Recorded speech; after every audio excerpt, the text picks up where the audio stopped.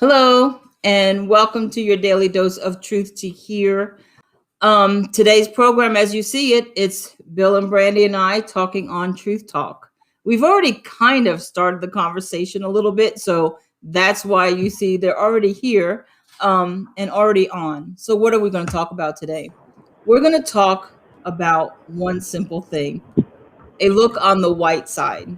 Now, that's a pun in words because we want to bring a little bit of lightness to this. But at the same time, it is a serious conversation that we're about to have. I really was hoping this week would be the week that there's no news that we need to focus on and we can kind of have it's been a year since we started the show. And let's do something happy, maybe talk about, Bill and Brandy more, what they've been doing over the course of the year. But this just got into my spirit, and I think we just have to do this one topic. And then maybe next week we can highlight Bill and Brandy and see what they've been doing over the course of the year. But today, um, just saying white side makes me feel like I'm wrong and I'm hateful and I'm racist. But when I say the words black side, I don't have that same feeling. What do you guys do you have that? Are we demonizing a whole entire race because of what we see happening in society these days? Brandy, go first. Ladies first. I just threw Can right Bill in go? the punch. I just went straight to it. I don't think it's a bad thing. Can Bill go first? Because I'm about to sneeze, and it's not going Bill, to be go pretty. ahead. Yeah, yeah. With the way I look at things, I've been saying this the whole time on our show. The way I look at stuff is I really do believe that all people are the same. Culture makes you behave differently. There's no doubt in my mind, but because that's just true. However, there's no difference between a white person, black person, Asian person, Hispanic person as people because we all are related to Noah. Everybody came from Noah and his wife. So we're all the same as far as humanity. Where you're raised, if you're raised in California, you think a certain way. If you're raised in India, you think another way. Okay, that's real. But there's no difference in people. So I just try and let every person be their own person. That's not happening today. My today everybody's divided. This is the way black people think. This is the way white people think. And I don't mean just like culturally. I mean that everybody's painting everybody with a broad brush, and that's just not real. I've never experienced that in my own life. I've got a lot of friends from other races other than my race, and I like them greatly, and they like me greatly. That almost shouldn't even be happening if what we're showing in the media is the only thing really happening, because it's not. That's the point. Yes. Mark Berry and I are really good friends. Well, he just cycled, and we're making plans to meet up so we can go on a motorcycle ride. Why? Because we're two different races? No, because we're friends who have motorcycles. That's it. There's nothing else in the mix there. We both like to ride motorcycles, but that's not even allowed. That's not allowed. You're like, oh, there must be an ulterior motive. The only ulterior motive is bugs in your teeth. We both want bugs in our teeth when we're riding down the road, and that's it. And I wish it was like that, but it's not, by the way, and it's not even close. One of the things I wanted to say this week, and I'll leave after this one for Brandy. I kind of thought of something this week. Actually, somebody told me, to be honest with you. It was the guy that talking to me, and he said, hey, if this happened, what would you feel like? He was a Hispanic gentleman, and I was just talking to him. And he's older, though. He was quite a bit older than me even, and I'm not that young anymore. And so, but he said, if, every race has people that commit crimes. And I said, yeah, that's true. And he said, if all you did was play one race is crimes on TV every day, he goes, you could play thousands of crimes a day, every hour of the day. And if you just picked out and said, I'm just going to play crimes that redheaded people in eyes commit, pretty soon you'd start thinking the only people committing crimes are redheaded people with green eyes.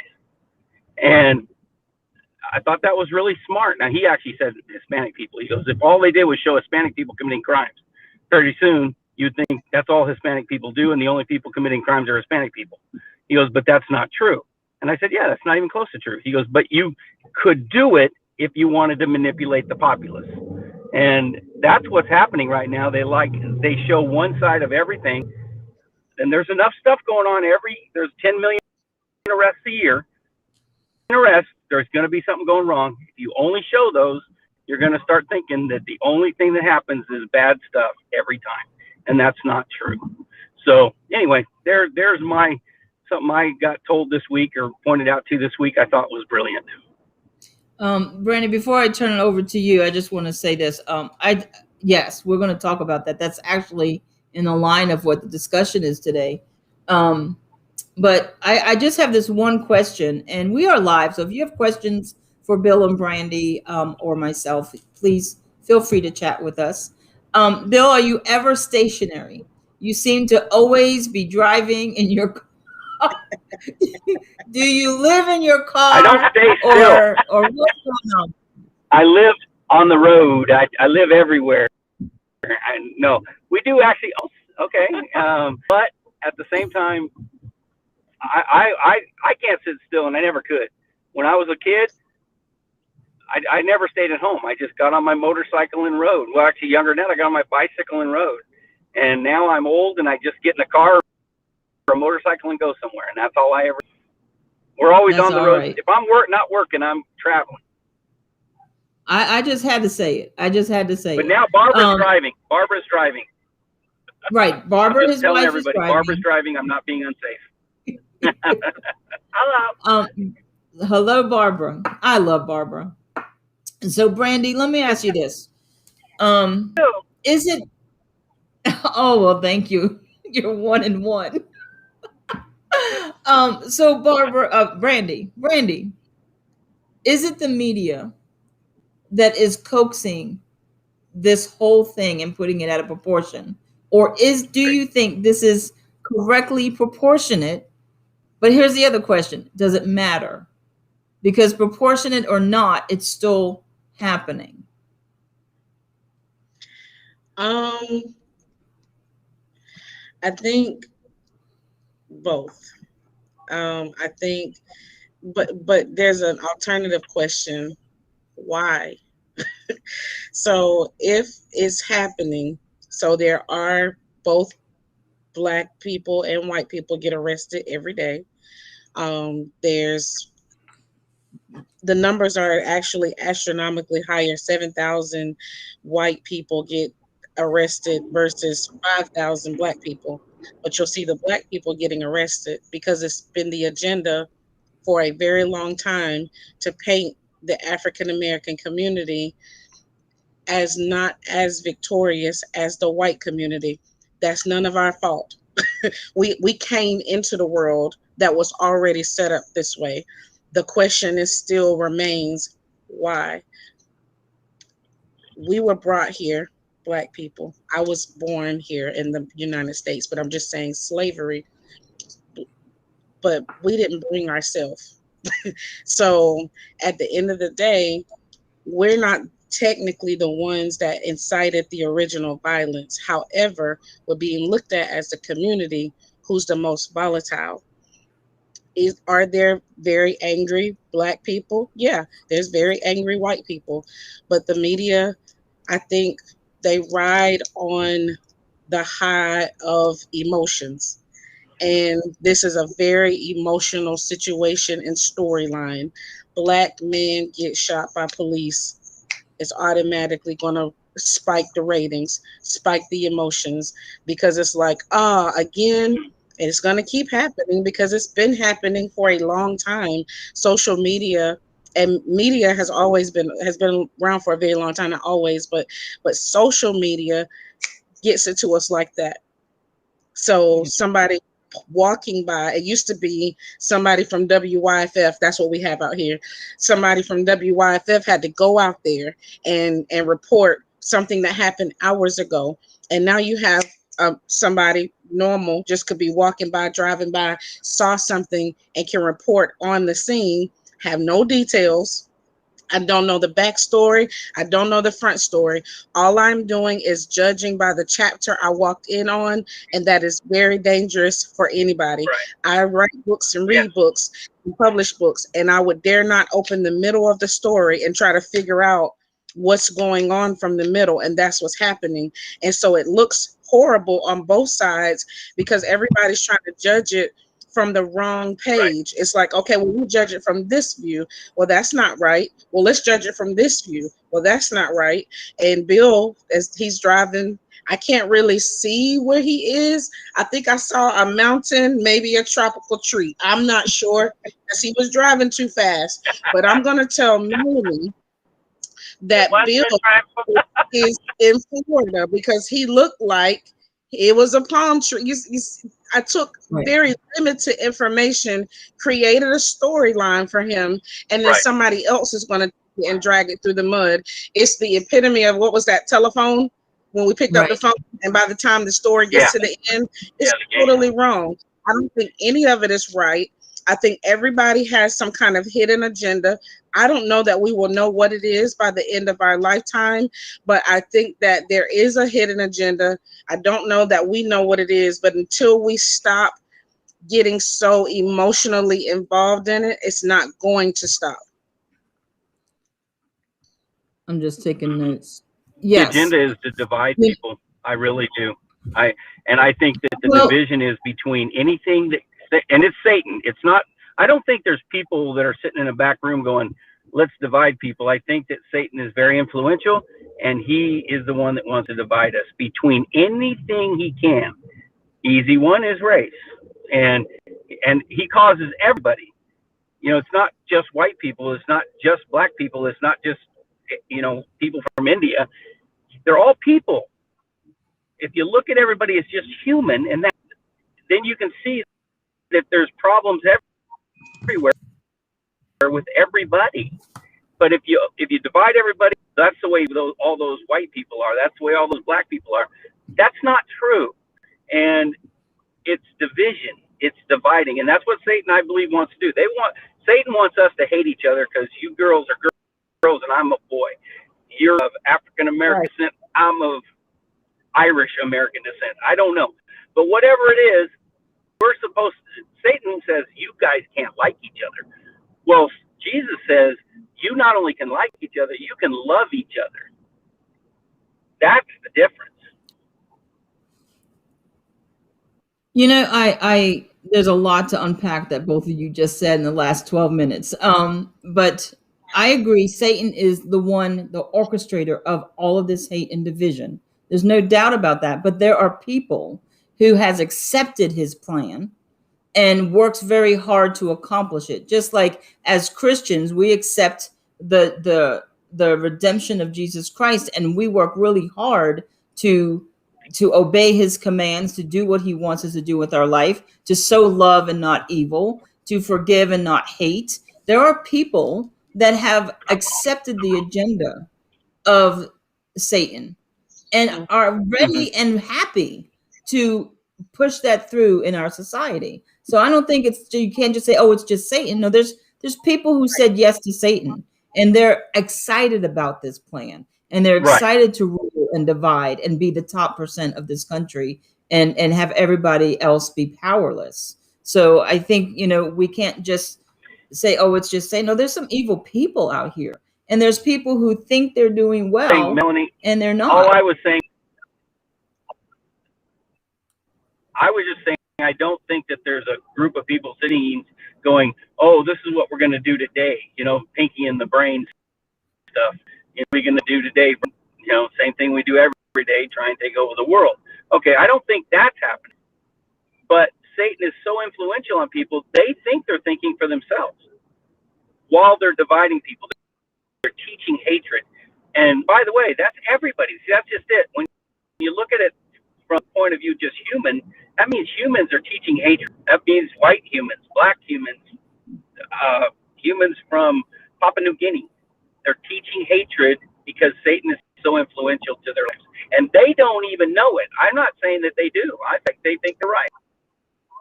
I think some people know it. I think some people actually know. Brandon, what do you think? Let's just get this tiebreaker. Then I got to go on to something. But do you think that there's some people who just know that they're evil and they don't mind? Oh, well, let me answer the other question first. Well, it wasn't a question, it was a statement, and then I'll come back to that one. Only because I sat in the criminal justice class, and I think I told y'all this last year, but for the new listeners, my teacher was a white male, retired police officer. And with a teary-eyed, discussion we were having on the police brutality and the Black community. And he said the sad reality is that he was 60. And so the sad reality was that when he went into the police force 40 years prior, they were taught, if you have a white man, a Black man, and a Hispanic man, you question the Black man first. The Black man did it, you don't ask no questions. Now, if they were taught that 40 years ago, what are they being taught now? I disagree that there's no one behind the scenes, pinky in the brain, going, let's cause a ruckus today. But I do believe there's a agenda behind the scenes to push a certain group of people a certain way. He said out of his mouth, young Black boys are going to go to prison more than white boys, and they start in the 3rd grade, conditioning them and separating them from the bad kids and the good kids. They go in the neighborhoods, and if that same kid is stealing from the corner store, they go to the elementary or the middle school. And if he's getting in trouble at the school, they follow the path and they go ahead and count him in juvenile hall, and they count that body to be in jail unless he just goes through some kind of major reform. But the Black man did it first, and then we can question everybody else. That reminds me of something. A couple of 2 TV shows I watched this past week. One, it's an airline thing, and there was a Black man in line at an airline trying to get on the plane, boarding the plane. He was big. He was like 6'4", hefty, big man, bigger than Bill. And this petite little white lady got in and she cut in front of him in the boarding. Now, in her mind, she had reason because she was an A seat passenger. He was a C seat passenger. She missed her call and decided, I'm just going to cut in line. Now, she wasn't racist. She wasn't thinking Black man or white man. She just wanted to cut in line. Well, the gentleman said, that's very rude of you. How can you just do that? I'm not invisible. I'm standing here. Well, long story short, he got pulled out of the line, got taken off the plane, and refused to fly the whole day because he got angry. And he said, why am I getting off the plane when she cut in line? And you know the answer? Because people are intimidated by your color and your size. They're not intimidated by her. So even though she did wrong, you can't fly just based on his color and size. And I thought, people think that doesn't happen, but it happens daily to people. It's that predisposition or pre-thought that, if you're big and Black, you're scary. That's just it. Right. Like you can go off at any time, but you can have the same thing in a Caucasian or Asian or Hispanic, and they're not deemed as scary. You don't have that predisposition. But then the other one, it was, I don't know what it was, but there was a commentary, and it was a white male and a Black man. And they were talking about what they did, cutting up. The Black man had been in prison. The white man had not. They had almost the exact same instances as a kid of stealing from the corner store, ringing the doorbells and running, egging a house, the same kind of childish behavior. But the Black kid winded up in juvie. The white guy, even though he was arrested, was let go in his parents' care. But the Black guy ended up in juvie. And the white guy on the show said, that's just the way it is. I know that is what is called white privilege. If I get arrested, I get the benefit of the doubt. My parents get the benefit of the doubt that they're going to be there, they're going to see me through. But if a black child gets arrested, the benefit of the doubt is that the parents will not be there to get him through, and that he will continue to go on this path. So they nip it in the bud and send him to juvie. I can't disagree with that in anything I've experienced in my life. And I think that's the problem that we have. Is the larger problem is that the media, and I do blame the media for the most part, has portrayed the black male community as a threat, as delinquents, as minors, and as a threat as adults. And until we can have conversations like this and say, you know what, why just by looking at someone are they a threat to you, and Right. not knowing their countenance, not knowing their heart. I think that's the sad fact. But I want to look today, we're going to transition, because I want to look at, you mentioned a lot about police officers and the injustice. I do think it's not much about racism, but power. I think it's about power. That Yeah. some officers just like the power of it. It's not about justice. I know Bill, I know you're going to say it's for you, it's justice. It doesn't matter. But there's some police officers, a lot of them, that it's about power. And I would be amiss if I didn't share this news report, because I don't understand why this didn't make the headlines. There's no big news cycle about this. I don't know if you guys have heard this. Bill, you turned sideways. Um, ready for the pop. Colorado police officer joked about excessive force using a 73-year-old woman. Now, you know why we didn't hear about this story? Because she's Caucasian. She's Caucasian. That's the only reason you did not hear about the story. That's in my viewpoint. Okay. But here it is. That's Because sad. this is about power. Now, if she was black, we'd be having the narrative of racism. But because she's white, we don't even have a narrative. But it's to me, I think it's equal in both parts. It's just about power. This 73-year-old woman who was dementia, she has dementia. So she's not clear-minded, like Alzheimer, okay? She walked out of a store with $14, $14 of items she didn't pay for. And so the police followed her, caught up with her on the side. She was walking through a field, just nicely walking through a field, like she had nothing on her mind.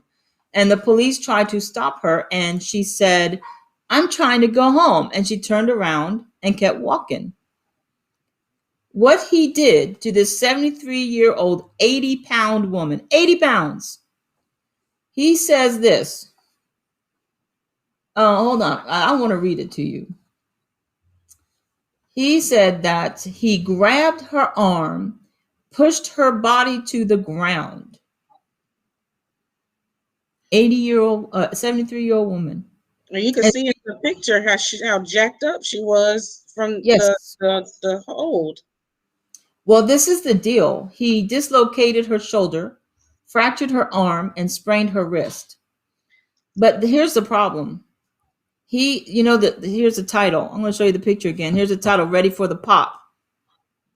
So this is what that means. He went back to, Bill's going to join us again. He went back to, hello, Bill. He went back to the station. And while she was in booking and in the jail, he was sharing his police cam with people and his fellow officers and saying, "Hey, look at this. Look at this. Are you ready for the pop?" And she said, "What pop? What do you mean?" And the officer says, "Oh, I think it was her shoulder." And he's laughing. And the other officer says, "I hate that this is so awesome," meaning to look at. And he says, "I love it. I think we crushed it today. It went great." And they fist bumped each other. The officer says, when I pushed her against the car, when I first got there, did you hear the pop? And the officer says, I was like, okay, you're going to play with her. The other officer knew he was going to mess with this 73-year-old woman. He said, I kept pushing her and pushing and pushing. And there it was, the sound of her shoulder dislocating. Now, this goes on and on, this conversation between the officer. Then they put her in jail. They don't even give her any medical attention for 6 hours. They didn't tell the people, hey, guess what? She's injured. They just booked her and left her there as they began to laugh over the footage and over hurting her. And he's quoted again saying, I can't believe I threw a 73-year-old woman to the ground. Highlight of his day. This is power. And the problem with this is they're on administrative paid leave. So they got a vacation. They get a paid vacation for doing this. This is power. This is corrupt police brutality. Worse brutality. I know she stayed alive, but how is this not as bad as what we hear about the black offending of black men by police? Why is this not on the news? Why are we not hearing about this? Well, Because she's, huh? Where did you get it? USA? USA. USA.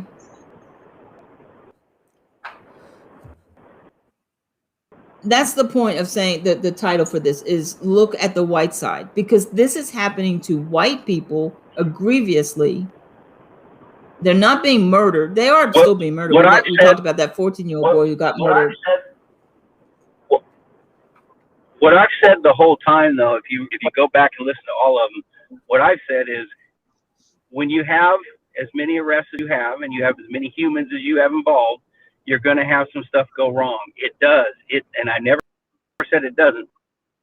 But it goes wrong across the board. And by the way, every year people get arrested, cops get arrested, they go to jail, they get convicted of things, they lose their jobs, everything else. They lose their pensions. All that stuff happens every year. You don't hear about any of it, but it happens to every department because some people get through the process.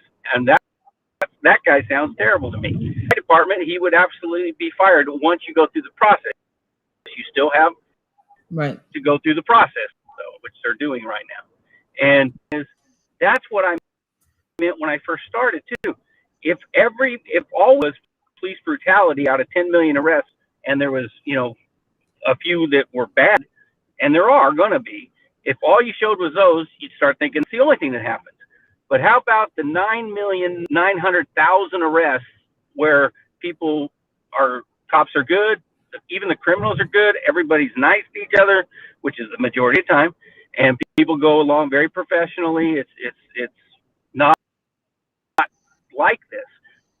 You can't show those 9 million times. You only show the thousands of times that it went wrong. But this is something that if you ask this question, people get to you, because I've been asking it for a while. What would you like to have happen? You can't have perfection. You're going to get perfection out of this stuff. So if you call me 911 and I have to get physical with somebody, not the 73-year-old lady, I don't understand that at all. But if I have to get physical with somebody who's not going along with the program, then I might hurt them. If I might hurt them, should I just say, then you can go, or keep hurting someone? I can't do anything about it because the public doesn't want me to enforce legally. They don't want me to anymore. So therefore, you can keep doing what you want to do if you don't stop because I told you to. That's really a reality that's an extreme, but do we want that? I would say no, but you're never going to get perfection. So with as many arrests as we have a year, things are going to go wrong. There's nobody paying attention to the millions of, and I use the word good arrests, but I mean without injury that exists that I know of. Okay, I've said Bill, my thing on that. I know. I say it every week though. Yeah, but this is the thing. It is real. I myself have arrested thousands of people, and I've had to hurt some of them, but I haven't had to hurt many of them. And I've arrested myself just personally, individually, a couple thousand people.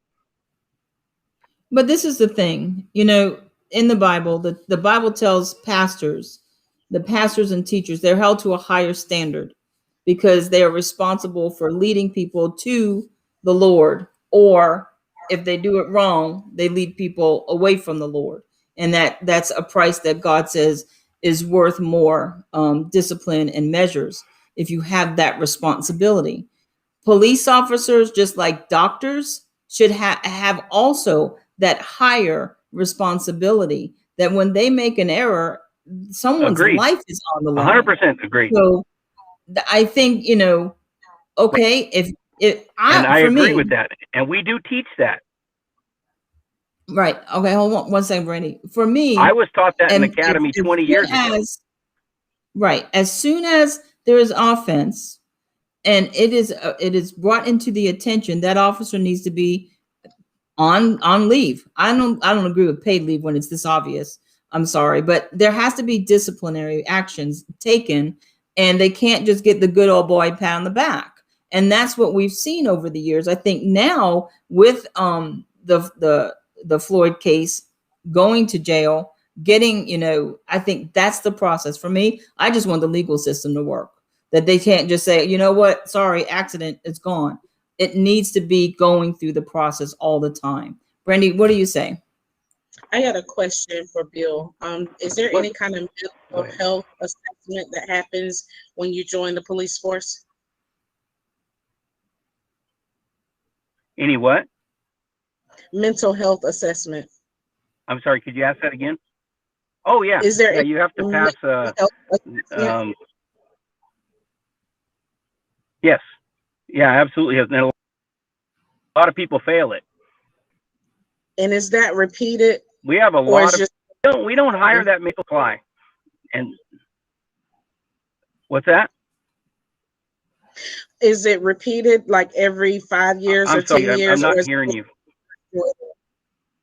Is the No, mental health no. evaluation Once repeated? you're hired, and the only time you have to, the only reevaluation is whenever you go into a specialty unit like SWAT or something, and they do it again. But when you're on the other, no, unless somebody deems and a supervisor can deem it to where they say, hey, I think this person is having a problem, and then they send them back to the psychologist, and then they reevaluate them. We've actually lost. I only have one friend that lost his job over this, and he should have. He was a good cop. He was a soldier. He was a good guy. Then all of a sudden, he wasn't bothering the public, but he started really believing that other cops were against him. I mean, he became paranoid. He lost his job over it, and I never saw him abuse the public, but I saw him start really like being so suspicious of other people he worked. It became very strange, and that was after 18 years on the job.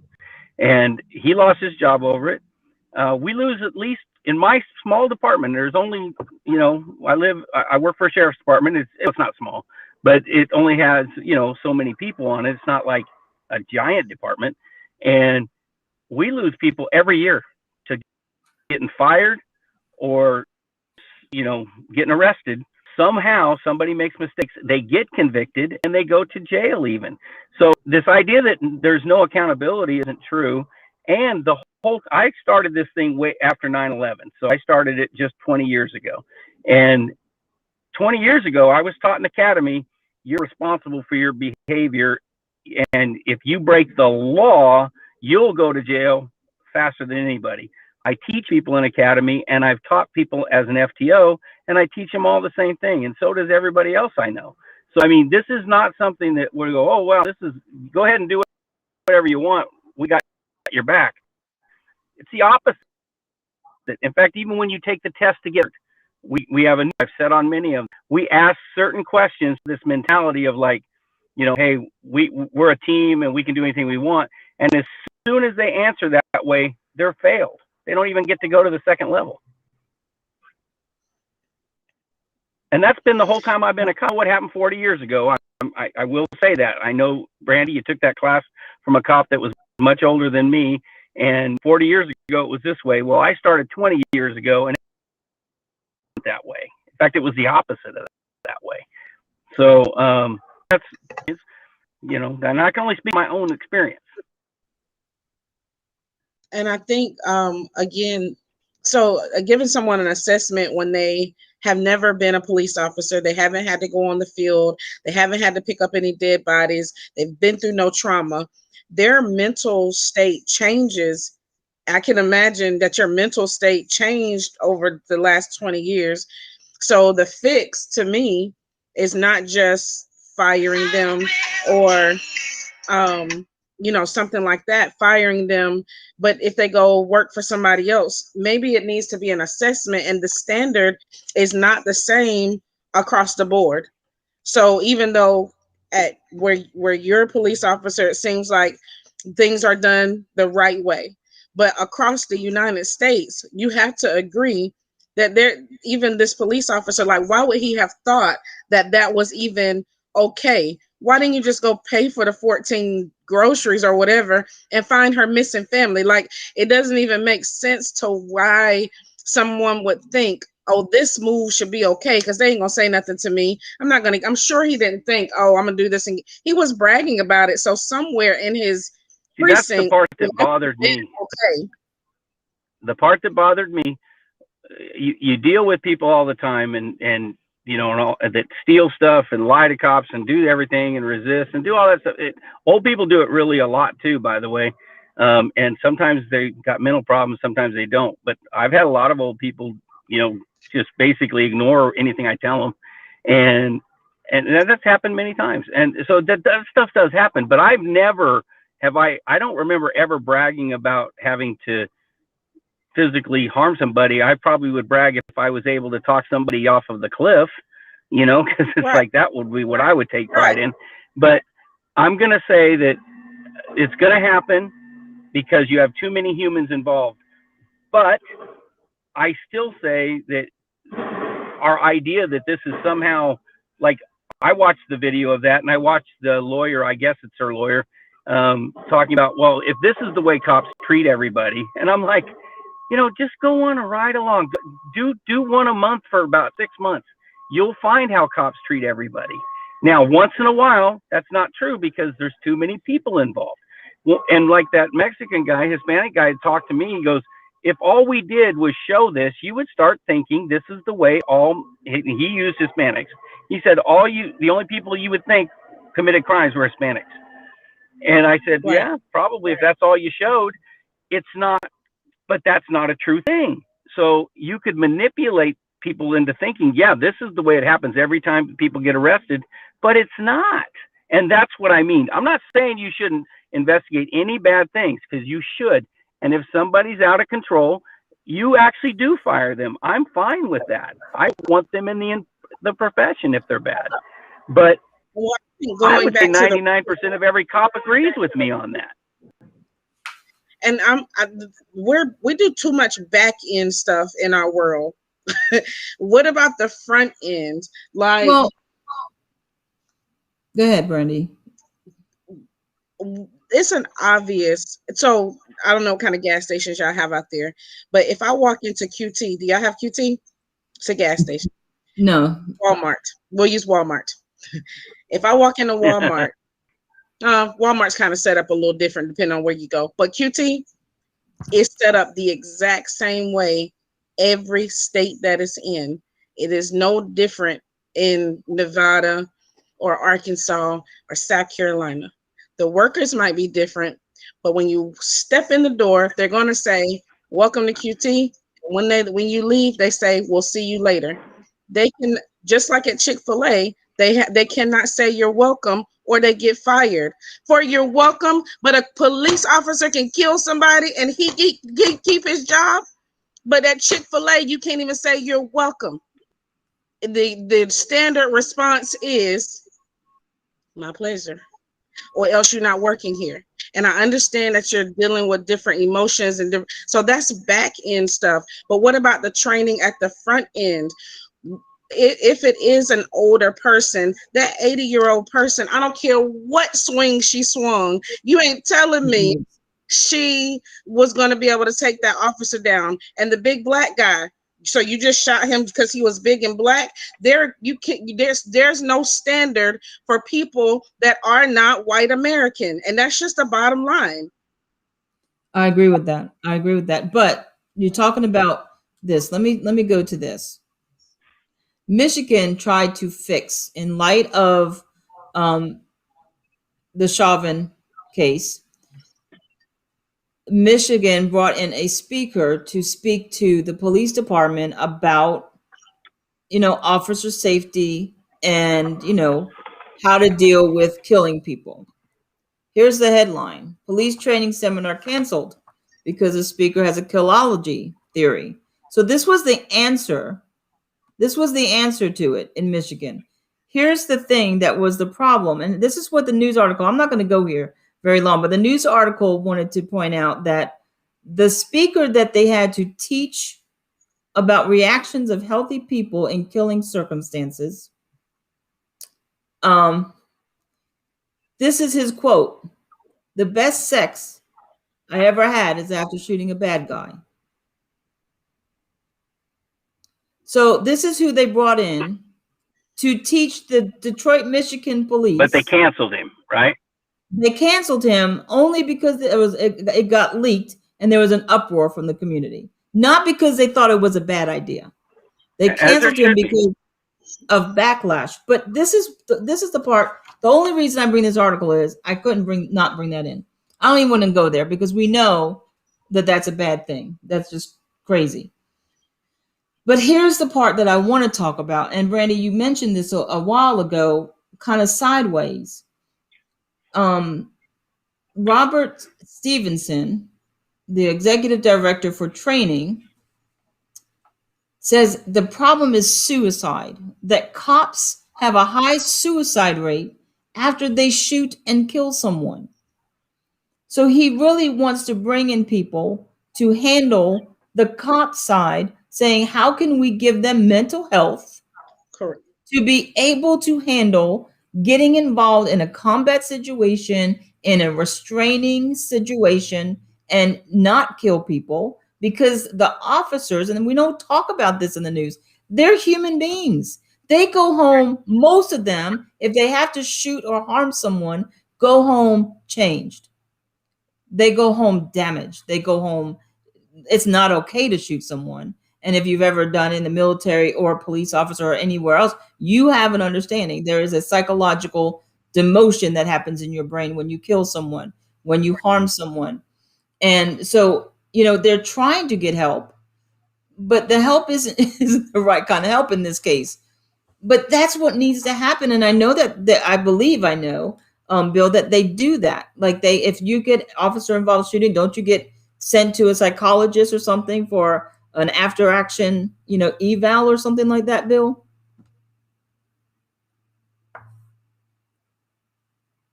I don't know if he can hear me.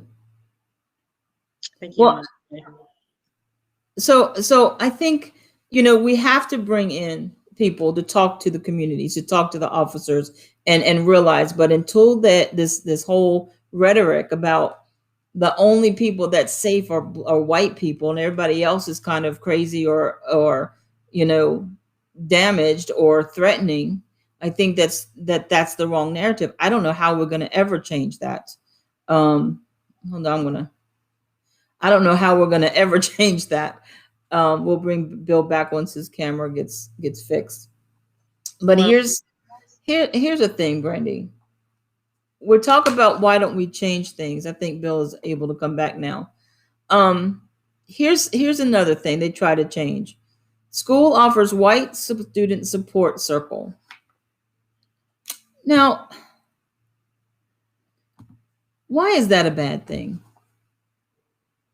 Can you tell me why that's a bad thing, Brandy? Because I don't see it as a bad thing. They got ridiculed by the BIPOC, Black, Indigenous, and People of Color group, and said it was racist. But you can have a Black support group. You can have an Indian support group. You can have a Chinese support group. You can have a Hispanic support. Why can't you have a freaking white support group? I'm gonna give you this is not my answer. I'm just giving you the answer that I heard somebody else say. Because white people are already supported. That's stupid. Automatically. Listen, I'm just telling you why. I can't even hear that. I can't even hear that. It hurts my brain. That was the answer. Because it's not that it's racist, but it's non-inclusive, which is not fair. So If it's whites only, that's racist. But if they said we're having a white circle group, and if I Why step, is it racist? There's black it's not only racist. support groups. There Well, are Hispanic only support groups. Why can't well, there be white? Listen, if white only support groups was talking about killing another section of the community, that's racist. That's called the correct. white supremacy. But white kids in school need to deal with being white. They are being taught by their, I'm sorry, I'm getting so upset because they're being taught by their teachers in the new curriculums how to dumb down their white privilege, how to not be so confident, not be so successful, how to give other people a chance to get ahead of them. Why can't white kids get together and talk with someone to say, I don't even, I'm afraid to be white? Well, I think the whole narrative is probably wrong to try to dumb down anybody. Nobody should have to say, "Well, I can't be the fullest human being that I want to be." Period. But That's that's what yeah. white kids are being taught now in this country. Curriculums around this country have been changed to include to disavow white privilege, and they are being told to teach the kids that they are not good, they're not the best. You can't be the best. If there's a group of 10 kids and you're the white one, you better not be the best. You better let a black kid be the best because you're white privileged. Oh wow.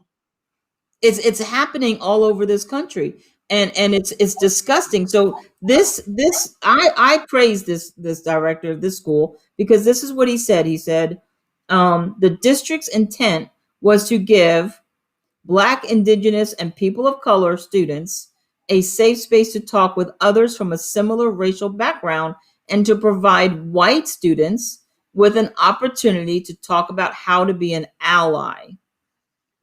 Now So that's a good idea. That's a good discussion.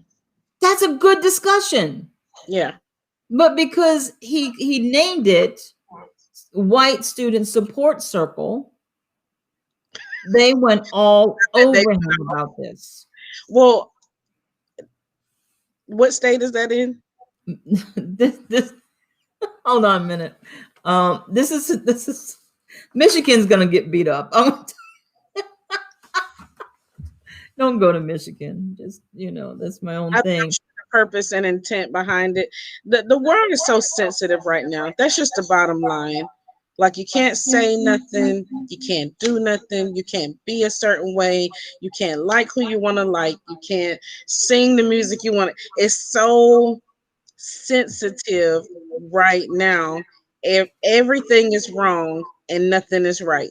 It's almost the narrative they're trying to push. Like, why But aren't no one's right. The black people aren't right. The white people right? aren't right. The I'm cops saying aren't that right. you The do nothing criminals aren't right. right. Nobody is right.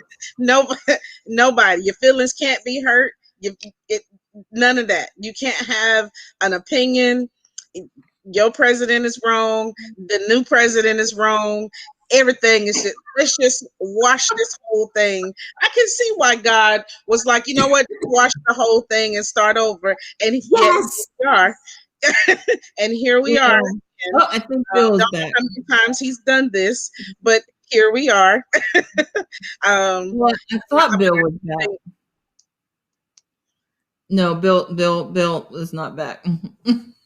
Okay. But I do think, again, in the midst of the chaos comes understanding, and everything that's tried may not be the right way, but I think eventually it'll get there. That circle group that is necessary, but it's also necessary to include Black people in the conversation of how to treat Black people. So a white man was talking to other white children about how to be good to Black people. Well, bring the Black people in the circle and let them have a narrative discussion like we do. Now, I don't And know. that's what he said they were doing. They were getting the white kids together to talk about how they feel about what's going on, what their take is, and then invite other races of any of the BIPOC races. Now we have BIPOC as an acronym.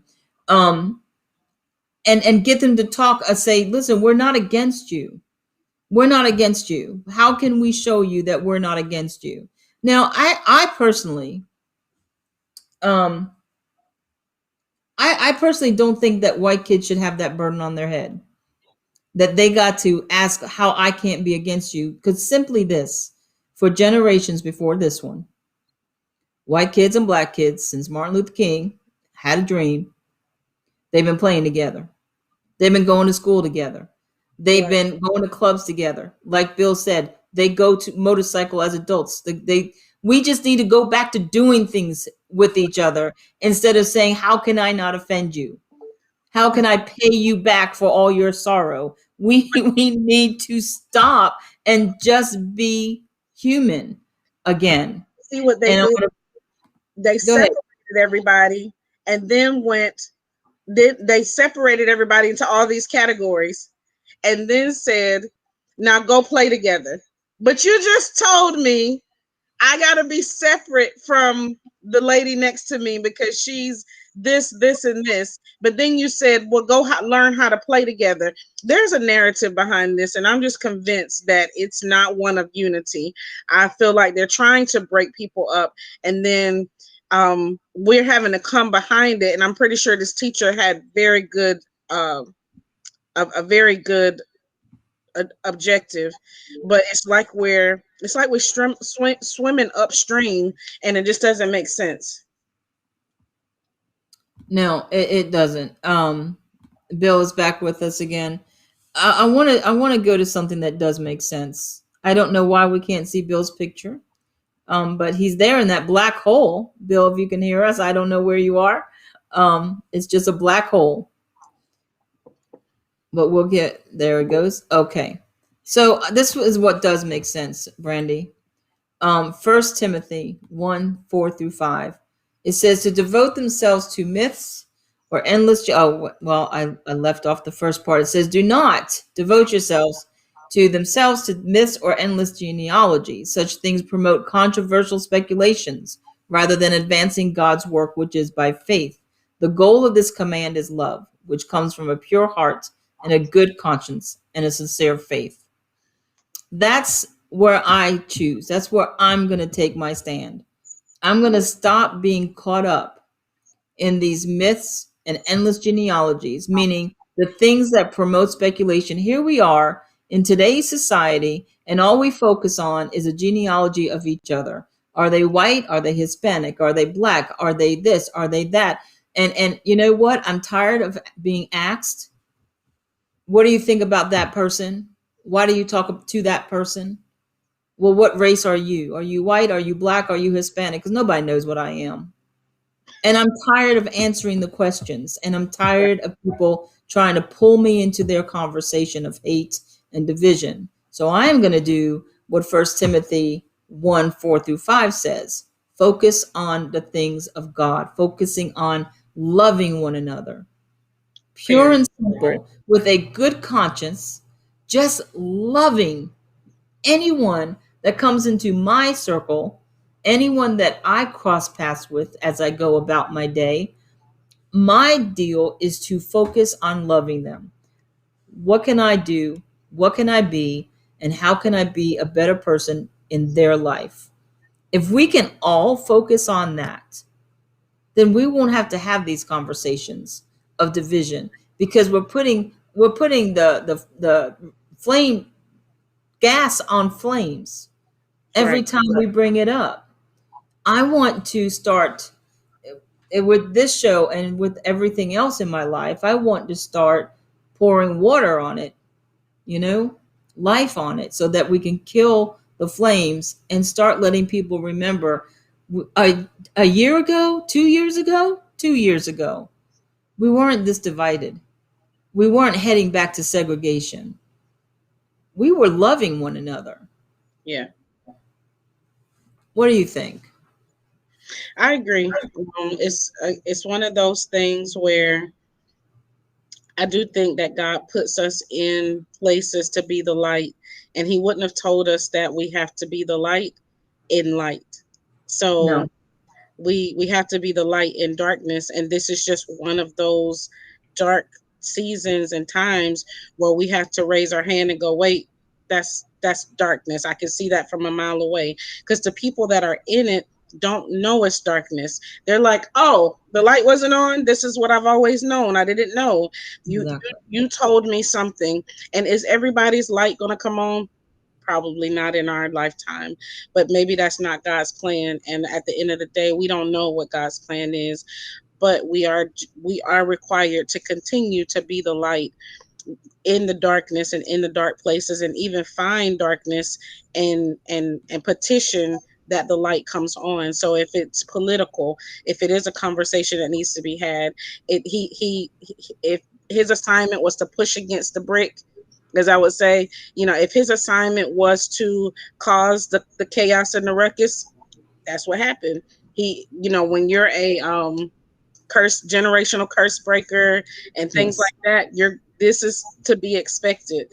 And so it's one of those, it's the perfect storm, and I'm just believing that on the other side of this we'll be able to look back and go, wow, do you remember in 2021 when the world was Yep. seemed like it was going backwards, and now look at us. So I'm just prayerful that it doesn't end like this, because the word actually says that there will be peace before Jesus returns. And so I don't know that we will still be here, but I just hope that our children, or at least our children's children, does see the day where shooting a man just because he looks intimidating isn't the answer, Exactly. or Exactly. an old woman on the ground just because you hadn't dealt with your mental issues and you took it out on a 80-year-old woman. We'll see that day, maybe not in our day, but we will see the day. And we can also continue to pray. Intercession is a powerful tool. And so, I remember those nights we would wake up at 2 o'clock in the morning, 3 o'clock in the morning, and God would say, pray for this person. You don't know that person, but you saw our image. And so we have to remember that this is a spiritual battle, and we have to continue to fight in the spirit and not just in the natural. As always, you close the show with a great dissertation of the day. I can't even add to that. I just think, yes, we need to stop focusing on the differences and the conflicts of the world. That doesn't mean we put our head in the sand and not address it. But when we address it, we know we are addressing it because God called us to address it, not just to be part of the conflict. And when we're not supposed to be part of it, we walk away. We just say, you know what, this conversation is not for me. And we just walk away. Yeah. I have found, Brandy, that when I do that, when I'm in the conversation with three, four people, and it's something I know that isn't going to go anywhere positive, or it's gossip, I just say, you know what, this conversation needs to stop. It's gossip, so I'm just going to walk away. And when I do that, guess what happens? Everybody dismantles. Yep. A soft answer sometimes is the best one, but it needs to be an answer rooted in the word of God. Mm, When we give that, we can dismantle a whole group of people. Imagine if I do that here in my little community, and you do that in your community, and Bill does it in his community. We just changed three communities. mhm. And if we can keep that going around, just kind of like, remember that, what was that thing that went around, when people gave back. Like if someone did Hey, something good, pay it forward. Yes, the pay it forward movement. We need to have a movement that says shut it down. The shut yeah, it down movement. You talking smack, I'm shutting it down. You talking things that's not going to be beneficial, I'm shutting it down. I'm not going to participate. I'm not going to feel pressured to because I'm black. I'm not going to feel pressured to because I'm white. I'm just going to be who God wants me to be. Not We're not a race. We're a human race. Race is, it's a tint of color on our skin. That's all it is and we tinted just believe. colored skin. It's not a race. You do not have a black race and a white race and a tan race. You have a human race, and then we have tint of skin. Right. That's it. And there's nothing else. Period. So all this check what box you know what, I had an appointment the other day, and I had to check the box what race. I refused to check it for the first time. I'm like, no, I'm a human race. I wrote down other, and I put human, because I'm just that aggravated, Brandy, with it all. It's like, I'm not a race. I am a human being. Right. created by the God of Abraham, Isaac, and Jacob, the God of all gods, and he does not see color. Right. And we're not a race. We're a human race, and we have tint of skin, and that's all that's to it. And that's where I want to stand by it. Um, One day I'm going to get really all this out of me. I don't know where it's coming from. I love you, Brandy. I love you back. I'm so glad we're doing this. Next week, let's have a show where we celebrate our 1 year and you and Bill highlight what you've been doing over the year. I'll highlight what I've been doing over the year. And we invite people to join us in good things, things that are progressive and positive. How about that? Absolutely. I'm down. I like that. No matter what's going on in the news, this program will be positive next week. All right. I love you, Brandy. Thank you for joining us. Bye. Bye. Oh, and don't forget, everybody, your daily dose of truth to hear this week. Here's the programming, and we'll see you tomorrow on your daily dose.